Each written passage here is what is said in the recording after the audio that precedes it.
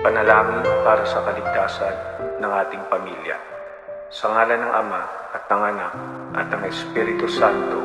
Amen. Panginoong Hesus, aming mapagmahal na Diyos, lumalapit po kami sa inyo ngayon upang hilingin ang inyong pagliligtas at pagkalinga. Ingatan po sana ninyo ang bawat miyembro ng aming pamilya at ilayo kami sa lahat ng uri ng kasalanan, karamdaman, mga aksidente at mga sakuna. Dalangin po namin na kami ay laging mapailalim sa iyong proteksyon. Amen. Ama namin, sumasalangit ka, sambahin ang ngalan mo. Mapasa amin ang kaharian mo, dito sa lupa para ng sa langit.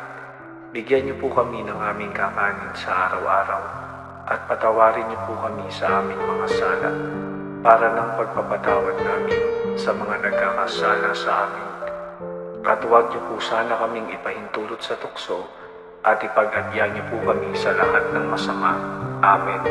Sa ngalan ng Ama, at ng Anak, at ng Espiritu Santo. Amen.